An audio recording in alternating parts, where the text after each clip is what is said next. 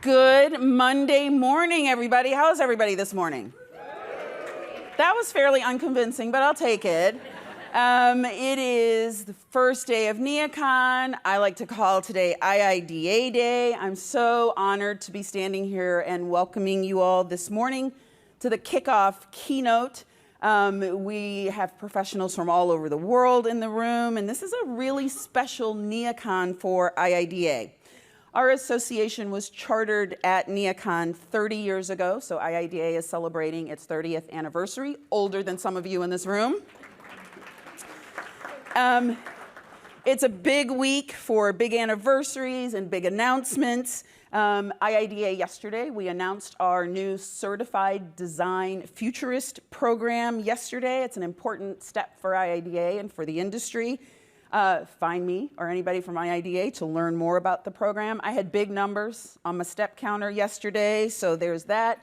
If this is your first time at NeoCon, get ready to walk. I hope you have your comfortable shoes with you because you're going to need them. And I'm really excited and honored to introduce our guest speaker for his presentation this morning. I can't wait to hear what Bob has to say.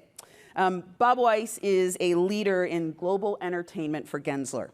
As the former president of Walt Disney Imagineering, Bob brings more than 30 years of leadership in creating, designing, and developing some of Disney's most iconic projects around the globe. His experience in pioneering large-scale, groundbreaking, and story-driven experiences further expands Gensler's ability to drive design innovation that meaningfully shapes the human experience. Bob collaborates with the firm's global leaders in practice areas including entertainment, lifestyle, retail, sports, mixed use, cultural institutions, wellness, and workplace. During his time at Disney, Bob led more than 200 major projects around the world with a capital value of more than $30 billion. From the US to Shanghai, Tokyo to Paris, his design and innovation imprint has been indelibly left on theme parks, attractions, rides, resorts, and cruise ships. I'm betting everybody in this room has experienced some level of Bob's expertise at some point.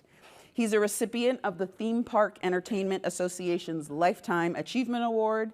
He is the executive in residence at the Savannah College of Art and Design, and his new book, Dream Chasing, chronicles his amazing career and will be released this fall by Disney Editions. Please, friends, join me in welcoming Bob Weis.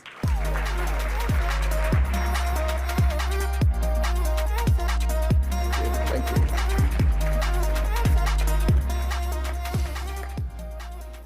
Thank you, Cheryl, for that very generous introduction. It was so nice to have a few minutes with you this morning to meet and talk about all you're doing for the group. And great to be here. It's great to be in Chicago. Let me just say, hello, NeoCon 24.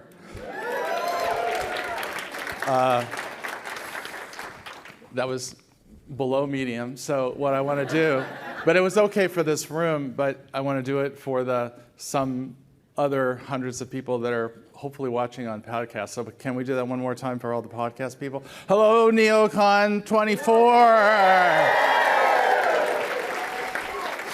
Thank you. Feels better up here now. Chicago looks so vibrant. I'm so excited to be back here. It's been a long time since I have been here, and it just looks vibrant to see everybody out on the street, to see people at the Blues Festival. I just took a few notes. I went down to Griffin MSI to see the museum for the first time in a very long time, and to see the vision that your institutions have, your chefs have, your everybody, the parks, everything that's happening. I had a chance to talk with Cheryl Humphrey, the new leader over there, and just see the dramatic changes and ideas they have to bring that experience into the future. It's really impressive. So just great to be here. Wanted to thank Nubia Henderson. Nubia is out here somewhere rushing around. And hi Nubia, give everybody a hand. Give Nubia a hand. really the director of all the projects here for NeoCon and her team, and especially all my Gensler colleagues who helped me get through these things, especially Celine Ashaboglu, who's hiding back there with the slide changer and has done a lot of this work and design. So thank you, all those people, for helping me get here. So now let's talk about you. I got to come over here to see some of you behind the column. Let's talk about you. You are intimidating people. I found out about this, and I think, Celine, I turned it down first, because I said I have nothing to add. I may not, so you'll be the judge. But I was certainly intimidated because you are incredibly talented, incredibly passionate, and I didn't feel like I knew enough about what you do. And I'm kind of a newbie to Gensler, and to the kind of brilliance that you all represent, and the impact you have on the built environment and the spaces we all live and work in. So as much as I'm humbled, I thought, well, what the hell? And I realized that we actually do the same thing. We bring people together. You create environments that inspire creative, innovative people, and you inspire them to want to work together, to come together as we're coming together today. And we have another valuable tool that I want to talk about today, and it's your ability in all that you do to also tell stories, to have narratives about what you do, but stories that draw your guests in, to want to be part of something, to create an event, and to find meaning in all we do. We're all dreamers. And now I can put my book ad up. But we do more than dream. As I write in this book, lots of people have good ideas, and they don't get done. They just don't get out there. But you all are the leaders who create collaborative environments that allow creativity and magic to flourish. We dream and we get shit done. That's us, right? So that's what it's about. So I decided to start by telling you a story. It's an obscure one, and it's one that not very many people know. Took a lot of research. And it's about the time that Art Gensler and Walt Disney actually met. Although Disney and Gensler as companies have collaborated over the years on many projects, there's only one time that I was able to find that Art and Walt themselves collaborated. And to find that, we have to go all the way back to the Ford Pavilion of the 1964 World's Fair in New York. Aren't these beautiful? I don't know if there's any World's Fair geeks out there, but I hope there are.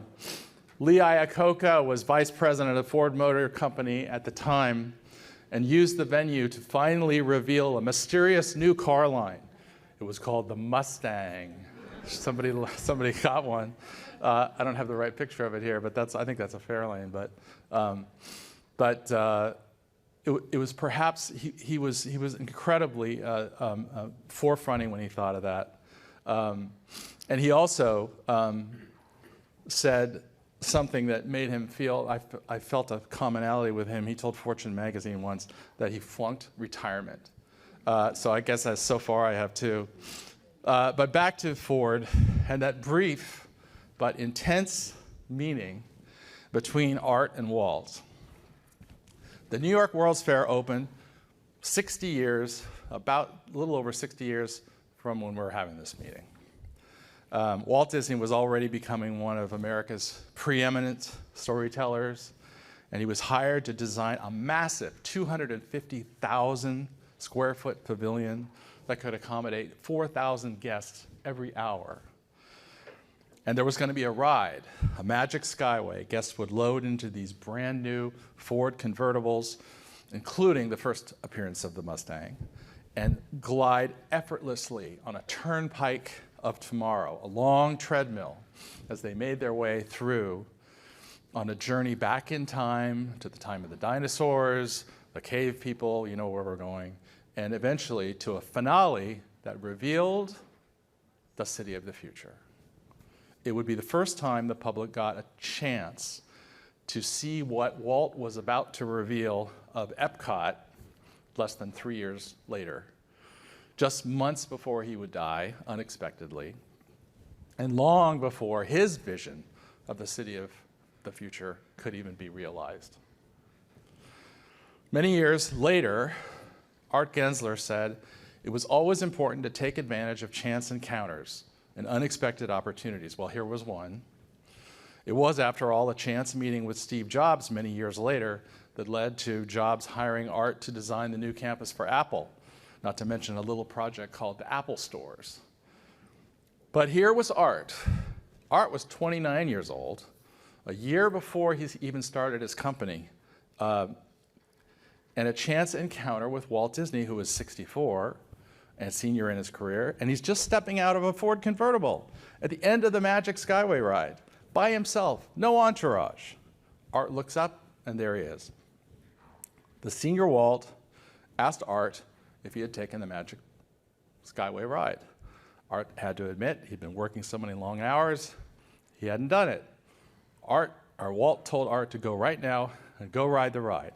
Every part of the story is important, and I'll be interested if you've got any comments. So just tell him I sent you. Go on over. What's your name? Art Gensler.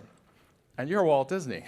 Yes, that I am. You'll find, Mr. Gensler, that everything works together and the smallest piece is critical. You've got to look after every detail, Art, and when all these people start coming through that gate, they're coming because of an integrity that we've established over the years, and they're going to drive hundreds of miles. I feel a responsibility to those folks, and I have a feeling you do too. So Art told Walt he was planning on starting his own design company. It would be cutting edge, based on quality, and based on people, and on building lasting relationships with clients. Well, Mr. Gensler, it sounds like you might want to come down and visit us at the Disney Studios. There might be a lot for us to talk about. Remember, quality will win out. Quality is people with ideas and products, and I think we're going to stay with that because it's proven that it's a good business policy. Keep it friendly, you know. Make it a real fun place to be. Then we hope they'll see it with fresh eyes every time they return. Art said, "I plan to hire top talent, value them, and get out of their way." And Walt laughed. He said, "Well, you're going to find, Art, that you're never going to get out of the way. It's your name, it's your integrity, and you'll want to listen and appreciate all the excitement and all the talents you have in your studio, but make sure you tell them to have some life, travel around, see things, and have some fun while they're doing it." So Art dropped what he was doing, and Walt ushered him toward the ride. Remember, Mr. Gensler, you can create, design, dream, and build the most wonderful place in the world, but it requires people to make a reality. As Art entered the Ford, he called out, "Yes, sir." Disney called back, "And a good story." There's always got to be a good story. Okay, I guess I have to admit at this point that I made this whole story up. And I didn't use ChatGPT to make it up either. As far as anyone has found out so far, Walt Disney and Art Gensler never met. But I really do wish they had. Don't you? Don't you wish this story was true? But although they were a generation apart, I think they would have learned a lot from each other. But for now, this is a meeting that only happened in my imagination, and now it can happen in your imagination. But let's go back to Disney. I thought I'd start by telling you all that at Disney, where I spent 3 decades, it's all about storytelling. But then I realized if there's anything I've learned at 18 months at Gensler, and anything I've learned from all of you and being a part of the world that you all work in, and being a member of a diverse, multi-client global culture of design, it is that design everywhere is about storytelling. You might ask, why all this talk about story now? Isn't this what we all do? Do we really need a story for every building and every kind of environment? Well, my answer comes from Margaret Chandra Kerrison, an author, immersive storyteller, experiential designer, and someone that I've collaborated with on big projects for Marvel, Star Wars, and had dialogue inside and outside Disney. And Margaret says, stories give us meaning. As individuals, we're all looking for this meaning. We want to understand why it's there and how we fit into the story. In fact, architecture is the original immersive experience. The best built environment is not only considers us as a vital element in the design, but also include and invites us into the bigger story. I would encourage you, Margaret has 2 excellent books out, probably the first 2 books that are really how-to for designers about immersive experience and storytelling. I'd encourage you to take a look at them. They're really meaningful, I think, for designers. But now this is important. This is not the designer's story. It's not your story, my story. It's not the story where we were inspired by seeing the site or being inspired because we took a research trip. This is the story you're creating for your visitor, or in Disney speak, we would call that your guest. It relates to the story, but it's how it becomes something that they want to participate in, they want to contribute to, they want to repeat to. We hope that's something that is going to encourage them to come back with fresh eyes every time they return. I would like us all to commit to bring storytelling, what you might normally think about as something that happens off in tourism sites or theme parks or entertainment experiences, bring storytelling into projects that have more direct day-to-day life purpose. At Disney, we used to always say that we were about making magic real for our guests. We might consider the corollary to this, that we have an opportunity to make the real world more magical. So magic, story, experience, these are all things that to me engage our visitor or the consumer or the guest. They make things more memorable. They build a sense of loyalty and ownership, especially if they are things people do together. And if they can ignite all their senses, if we can give them meaningful ways to interact and to influence how the story turns out. I'll start with some Disney examples, things from my deep past that we can talk about. I just went down with a few others here, actually, to celebrate the 35th anniversary of the Disney MGM, now called the Disney Hollywood Studios, Walt Disney World. Anybody been there? Oh, a couple hands. And they're not all Disney people, I hope. Way back when, we brought Hollywood and movie making to life in immersive ways in Orlando. Architecture, lighting, interiors, graphics, props, landscaping, everything was planned around stories, capturing an essence of what Hollywood felt like as a community in the 1930s. It was idealized, there's no question about that. Probably more of a state of mind of the time than it was ever a real place. And these were primitive times. Sure, we didn't have virtual reality, we didn't have AI, these were primitive times. We had people, we had things to build. But we got people, human people, engaged in the story. We designed atmosphere entertainment to interact rather than perform. They were like people who actually lived there, and we called them streetmosphere. And now, 35 years later, that cast of streetmosphere characters and many of the guests that they've known for years now, they own the place in many ways. Every detail contributes. And this place, this street, has been visited, the whole park's been visited, but this street is the gateway, has been visited by over 250 million people. And it's the story that always brings them back. And each time they come back, they can see it fresh in a new way. Years later, we created this place Cars Land. If you anybody see the movies Cars from Pixar, it's based on the movies Cars from Pixar. It's an immersive land. Everywhere you look, you're there. Nothing conflicts with this world. But this world never existed. It only existed in the imagination of animators and in Pixar computers. This was the first time this world was created in 3 dimensions. And yet people come up to people to cast there and ask, is this where these movies were filmed? Yeah, they were. In early 2004, I started traveling to Shanghai. And it was a new world for all of us. I'm sure it has for all of you that have gone to China. How would we bring Disney storytelling to a completely new audience?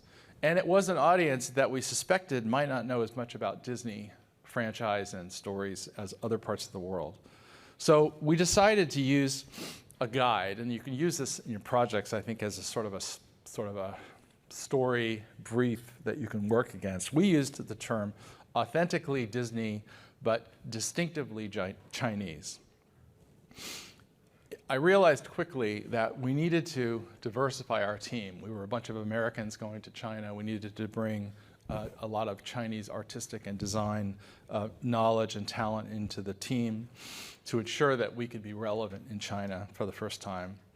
And that relationship between the teams that we had as familiar collaborators and reaching out into another country and bringing in new talents, that became something that I have a great passion for no matter where we might go in the world. And it's one of the reasons that this global collaboration that Gensler has of 53 offices around the world has been exciting for me, because I can talk to somebody in Costa Rica, or I can talk to somebody in Dubai or France on the same day. But going into a couple of things, story is design, and design is story. And Disney just opened Tron at Walt Disney World. Has anyone ridden Tron at Walt Disney World? Oh, there are a few. Did you like it? It's so quiet. Incredible. I'll take that. She said it's incredible. So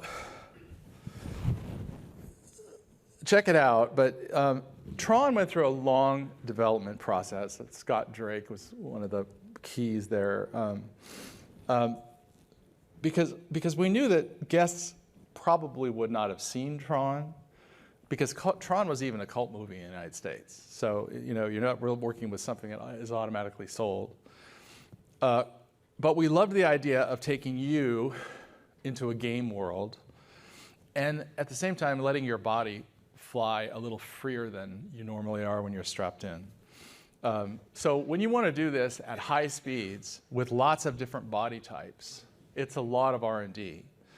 And there are times that it would be a lot easier to give up. Say, we don't have to do it with bikes. We don't have to do it as fast. People don't have to be in that position. There's lots of ways you can do it that probably would be cheaper and easier. But it's the story that drives it. The story that we are going to take people into this world, and they're going to feel like they're really immersed. You keep coming back to that story, and every detail then becomes important. It's all about supporting the story.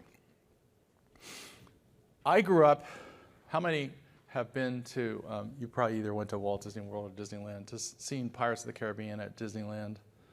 Quite a few. I grew up with Pirates of the Caribbean at Disneyland, loved Pirates of the Caribbean at Disneyland, and then I took a boatload of people from Shanghai on the ride, and I realized, wow, this is dull and boring. and I, when you're floating through in this boat, and the pirate says, but I didn't realize it until I saw it through their eyes, because the people who had come in from Shanghai had seen Pirates of the Caribbean, but their only vision of Pirates of the Caribbean was the movies. The movies are epic scale. They're filled with action. They knew that. They had no relevance to this ride that had been designed in 1967. So we had to go after this epic scale, and it caused us to have to completely redesign. We had to start fresh. with new kind of visualization, and to put together this kind of operatic scale for pirates to meet them where they were with this product. You can go forward, and that required all new techniques. Had to use projection. We had to use huge scale projection, interacting with sets and props. Again, technically hard to do, expensive to do. At any point along the way, you could have just said, why don't we just go back to the original Pirates? And trust me, many of my management asked me that at times. And there are so many ways technology can help you, and then it breaks down, or you find your project's just not affordable, or for some reason it's just not working. So story is that thing you keep coming back to. Story is that thing that helps you pivot. Maybe there's a different way I can do it, but it's not based on cost cutting, it's based on trying to find a better way to tell the story more efficiently. That really is what these things are about. Marvel characters, you've seen them in movies. They don't stand still and stand around and talk very much. They don't pose for pictures. Guests expect Marvel characters to defy gravity. So this was a real R&D challenge. We called it Stuntronics. And what you're seeing here is a complex robot, but it's untethered to anything, completely unplugged, and flying through the air, and through its own AI, performing incredible moves like a gymnast or a stunt person or a Marvel character or Spider-Man. So we have actually told the character to do that somersault and come back to this position. But we didn't tell the character how to do it. We told the character the things that a gymnast knows about air and airflow and body turning and those things. And so if there's a 10-mile-an-hour wind or something that might impact how he can do that somersault, it does. But it allows the character to look quite human from a distance away, because it's actually controlling each one of those stunts individually as if it were really a stunt person, which you couldn't go to Disneyland and have a stunt person fly 80 feet through the air 10 times a day. So that's really where this came out. And it's actually, at Disney at least, it's never cool to reveal how it's done or how hard we all worked to make it happen. The real joy at Disney, I think, on something like this comes if some kid just sees it and says, that really was Spider-Man. That's what you want to have happen, 80 feet in the air. The entire technology is developed for one moment of magic that moves the story forward and creates a sense of pure joy and awe. That's what it's about. Similarly, on cruise ships, I think the Wish, which was the last one that I worked on that came out, and the cruise lines, the first new ones that have come out were developed entirely during COVID. So our teams, most of our team was not even there. We had a few people in the shipyards, and there was just a lot of Zoom calls and iPad approvals back and forth. But one of the things I just wanted to say about a cruise ship is that every square inch is valuable. Everything has to be used, and it probably has to be used in multiple ways, whether it's entertainment, storytelling, discovery space, stages, water rides that work their way through the complex flumes. So the essence of it has to be simple, because people are going to be there for several days usually, and you have to make them a participant in their own stories. And those guests will have fun, they will experience their own ways, and so you they bring their own story, and you enhance that story, and then they build it over those days. But it's still storytelling. It's just storytelling where you're more, I'd say you're more of a catalyst than you are an orchestrator of every detail of the story. And here's kind of a bridge between us. This is the Toy Story Hotel in Tokyo, and it's the hotel that was conceived, created with Imagineers, Disney Imagineers working with Gensler collaborating together. It's a pretty simple hotel on a difficult site, but making things look simple can often be very complicated. But with Disney, Pixar, and Gensler together, the hotel really delivers on a joy that people have for these characters and these stories and follows them through every detail. I mean, obsessive detail. So the lobby, the retail, the rooms, outdoor spaces, pieces of signage and furniture, down to each dumpling in the restaurant. I mean, if you want to live the Toy Story life, this is for you. In the best projects that I think that we all do, the best projects, just every discipline gets into the act here. And the hotel is now 100% booked all the time. Imagine how you clean and maintain a hotel that is 100% booked. And right now, if you're outside the hotel and you want to visit the retail store, you have to get in line and make a reservation to be able to book just to visit the retail store. So the power of story, the power of immersing people in stories that they're familiar with and having fun with it, from food to all those other things, can be very powerful. Star Wars, in similar ways, for Star Wars Galaxy's Edge, Imagineers worked closely with Lucasfilm to build an immersive land based on a fictional planet of Batuu. It wasn't a direct take on any of the movies. Guests become heroes in their own stories.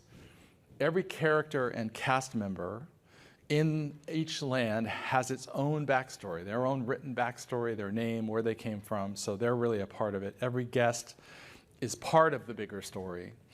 And the storytelling empowers them to follow their wildest fantasies, to pilot the Millennium Falcon, or to be in the middle of an epic battle with the First Order, or to build a lightsaber themselves and go through the whole journey of what it takes to build a lightsaber.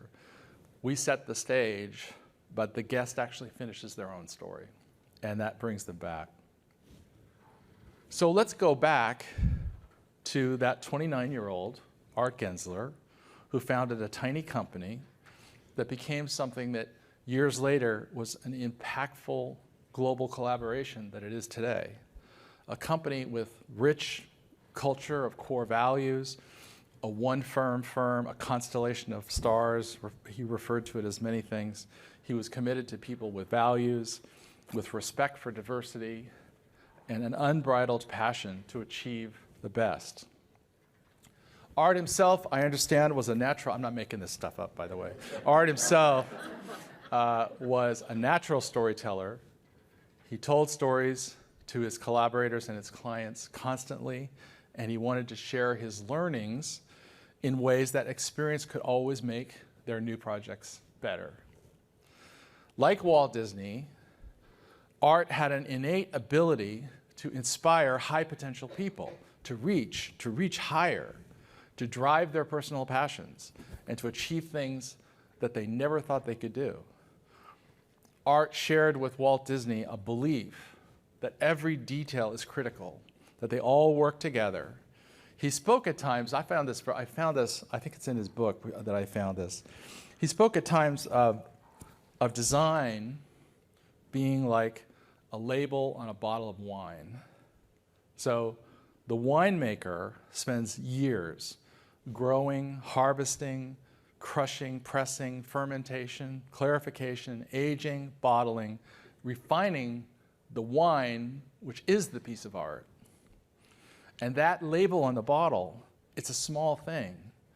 It's one of the last things, but it has to communicate all that passion, and it has to do it in an immediate impression.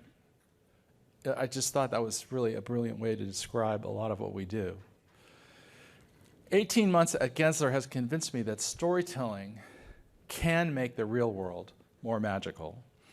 And if you don't like the word magic, if that's too Disney for you, too bad. But if it's too Disney for you, you can substitute it with enriching or engaging or identifying ways to build emotion. There's lots of, it's magic, right? So it's the thing, whatever you call the intangible thing that builds people's emotional loyalty to a place. All of us in this new Gensler Entertainment practice, I can tell you, our clients are asking for storytelling. They're demanding it as they are searching for new ways to reach this new consumer that's coming out there for new kinds of experiences. So they want us to envision this consumer-facing story and for storytelling to build a sense of vibrancy into places. It's been quite a journey for me with collaborations from London to Costa Rica, from Vegas to Dubai, from airports to stadiums to hotels to labs to aquariums. A chance to brainstorm with visionary new thinkers like Ting Ting Wei, who's developing Netflix live experiences, with Airbnb, with Amazon, with individual emerging artists, and with people like Darcy Pollock, who's really forward-thinking on new entrepreneurs in this business. So I want to show you some projects where storytelling from our global teams has inspired me, as we're early on in all of our entertainment projects, and where you might not expect it. But there is absolutely essential story in each one of those, even though they are not places where you would necessarily immediately think they would be part of it. John Hauser is a principal at Gensler. He grew up in Austin. He's seen the vibrancy of his city exploding with music and creativity and culture. And he was engaged to replace this beautiful building, the Irwin Center. Awesome. A building, he'd grown up there. He'd grown up going there. There was a chance to have a profound impact on people through their lives as they attend the first game they ever go to, the first concert they ever went to, or when they graduate high school or college. The old school was an island. It had no flexibility. It was almost a fortress cut off intentionally from the city. So John and the Gensler team created a new cultural center for Austin. It opens itself to the city. It engages in Austin's storyline. An open exterior with dramatic views to the city. Visitors can not just see a concert, but also get the drama of looking out to Austin as well. And visiting Moody Center, the new Moody Center, is an experience first for all ages. There are hidden speakeasies, there are spaces, clubs. Regional chefs are coming in with new expectations about food inside. And from every corner, guests enjoy a total experience, including art and media experience walls, where our DXD group created a place where people can appreciate the art and make their own impressions in moving light. And the team reached out to diverse artistic voices throughout Austin and brought those artistic expressions in as well. And now Moody Center can serve its community in more ways because the team designed the arena so that it can be changed dynamically. A series of moving wall and ceiling elements and screens can customize from basketball to a concert to a massive graduation event, all inside the same building envelope.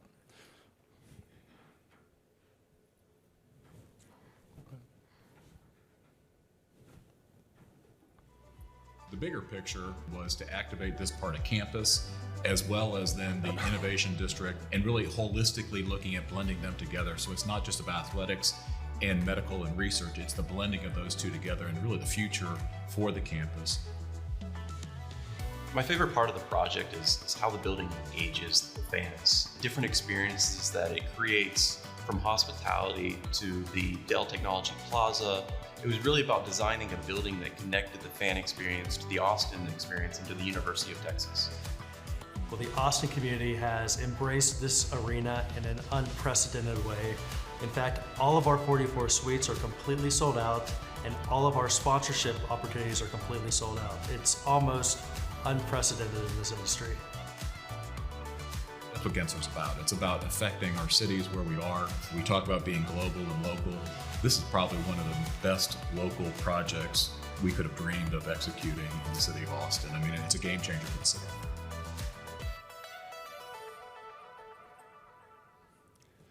So it's hard to believe the same area where all those Longhorns basketball fans are going crazy can offer a perfect concert for talent with just a few hours of changeover time. And talent love it. Justin Timberlake, Megan Thee Stallion, Bad Bunny, Madonna, they've all loved performing there. So here's a big switch. What can be more intimidating than taking a child to a hospital? That was the first thought of Gensler New York principal E.J. Lee as she took on a new project in Acıbadem with the Acıbadem Health Group in a new addition to a hospital, a children's hospital. It would be their first project in Turkey and her first project outside the United States. But EJ and her team soon learned that the client was driven to create a really holistic health care system, a garden of health, they called it, a human-centered, aspirational place. And they were open to integrating storytelling and experience as part of the design and development of the children's hospital. So instead of starting with hospitals and starting with sort of state-of-the-art of the hospitals, they went to Turkey and they went to a magical place that maybe some of you know. It's called Cappadocia. And this is it. This is not a painting. I love this place. I want to go there right now. But it's a magical place of these mountains and lots of people balloon there.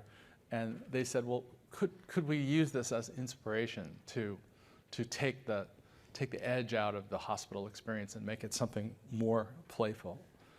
So the client got on board with them, and of course they're still building a children's hospital, but the client got on board, and they were able to take that inspiration. And that beautiful place that sits on the Silk Road, that's fairy tale, that's a UNESCO site, has elements that then were able to be brought into the hospital, and it's a journey now for them. So it's a journey through the rooms, and these kids who check into this hospital can kind of make this journey with them. There's quotes on the walls. There's small characters in little corners you can see in the far right corner that follow them through. But what once was quite a scary and foreboding journey had the potential to become something uplifting, literally, with fanciful balloons leading the way through the hospital experience and small fairy tale figures. And the hospital client was willing to engage in the story and follow it through the hospital in so many ways, inside out. I just love this room. It's just...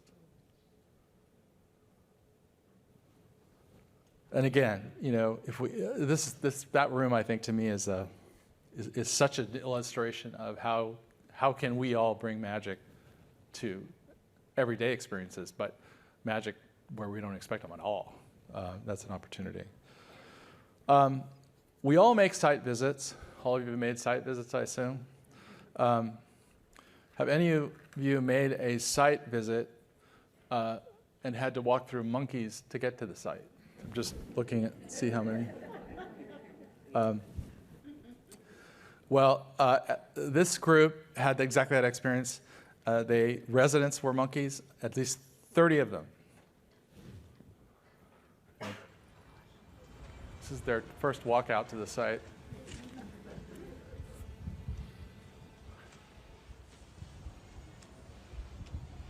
Collaborators.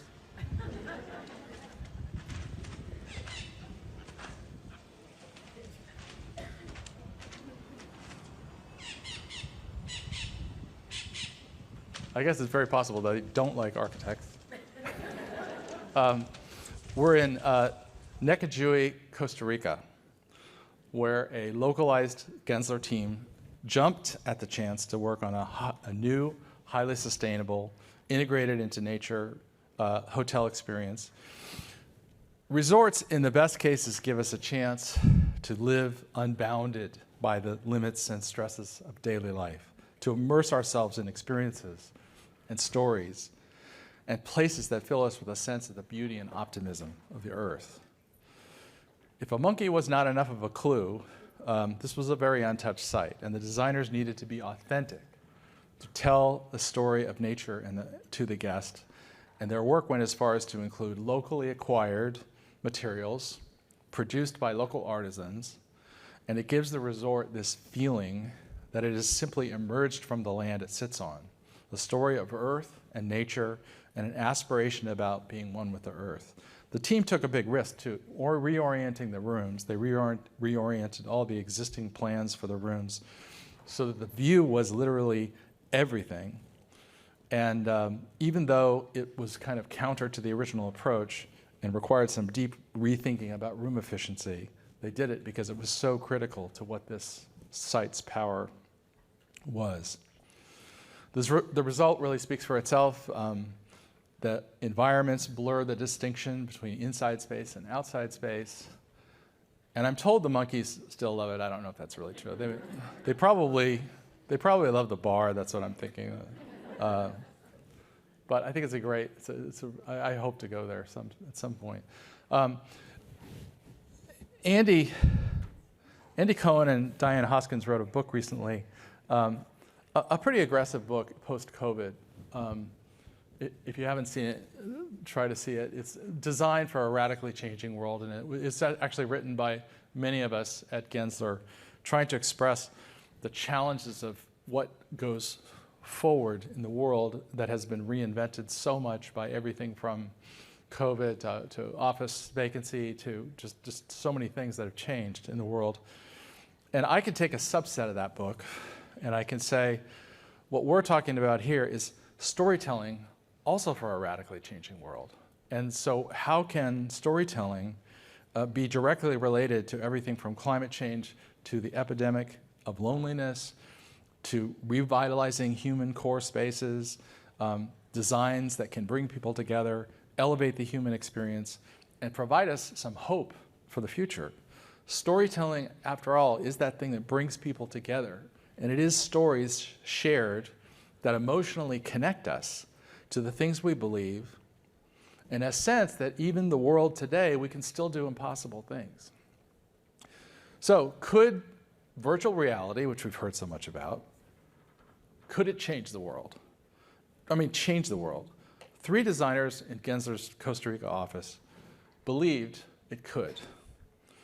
The rich fish resources off the coast of Costa Rica have been constantly taken advantage of by international poaching interests.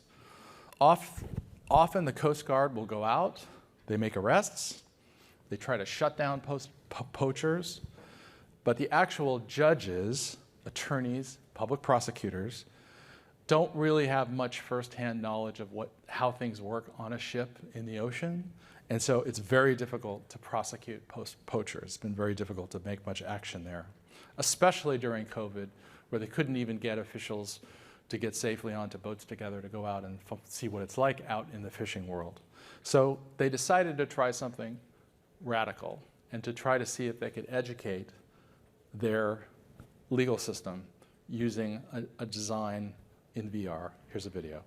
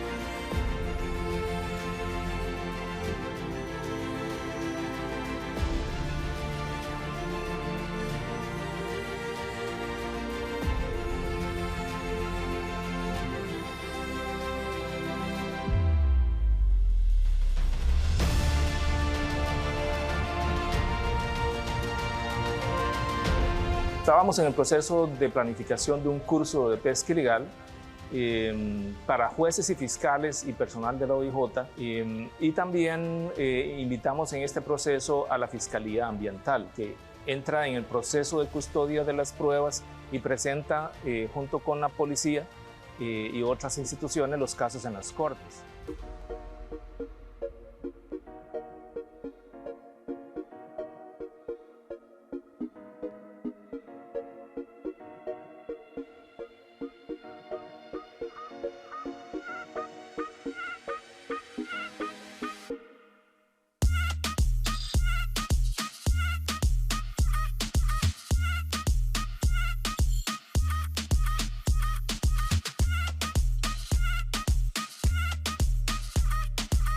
Las facilidades que otorga la tecnología conforme va desarrollándose para las actividades de capacitación son enormes. Realmente me parece muy provechosa, es un acercamiento con la realidad. A veces los operadores del derecho, que ya recibimos un caso en una oficina, en un estrado judicial, desconocemos de las dificultades de los auxiliares de la justicia. Experiencia muy novedosa, creo que es una herramienta de trabajo que podría contribuir enormemente con poder tener una realidad más cercana de lo que acontece en las actividades pesqueras.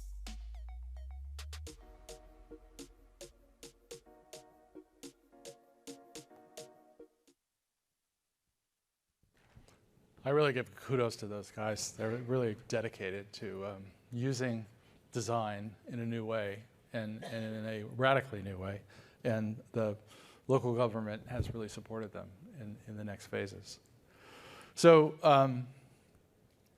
let me give you a couple of points to remember or to just keep in mind that I would say are important in this.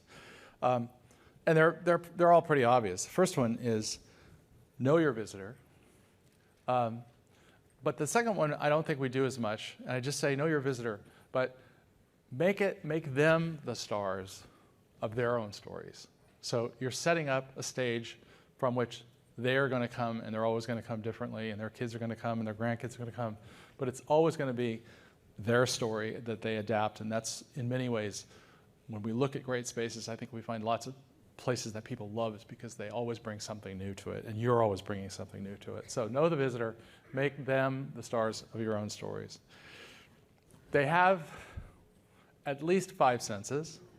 Many of us think they have many more, but appeal to all of them. And we don't have covers over our nose, our ears, we can close our eyes, but we have many senses, and we as designers know how to use the senses to the benefit of our visitors. So use the senses because the things people hear, the emotions they hear through music or sound, or the things that they smell, or the things that they can touch, imprint those things. And in so many instances, I gave at Disney and other places, these are the things that people get connected to places. So use the senses, appeal to all of them, and don't ever forget that fundamentally, people love people. People love to be around other people. And so bring them together. Give them a chance to, you can see it, I could see it so powerfully walking through Chicago yesterday, that people are out there together. They want to influence things. They want to be a part of what's happening. They want to be inside. So the more that we can create venues where people can use our spaces to be together and to celebrate together and to experience together, the more powerful I think all of our spaces can be. In the fall of 2016, true story, Dan Winey, who's a senior principal at Gensler, went to Shanghai with art, where they both received the Silver Magnolia Award given by the city government to foreigners who make a significant contribution to Shanghai's development. Dan and Art were recognized for the design of the city's newest landmark at the time, the Shanghai Tower.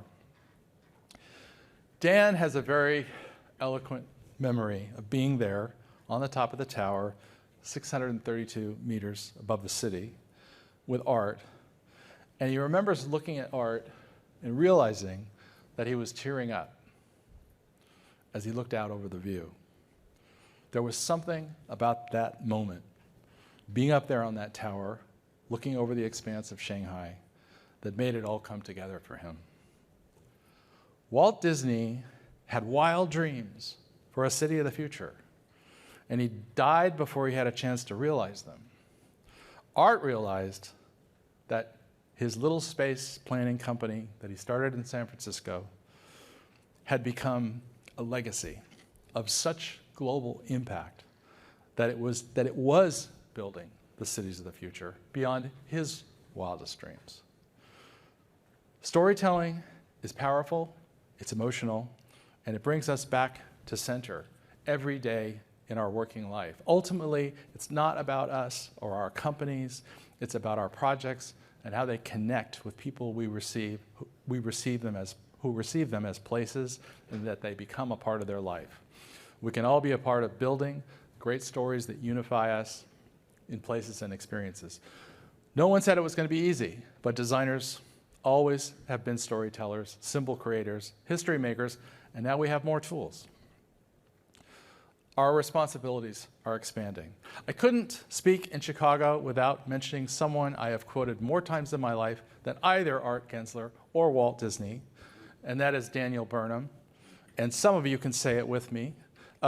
What Daniel Burnham said was, make no small plans. Make no small plans. Small plans have no magic to stir the blood.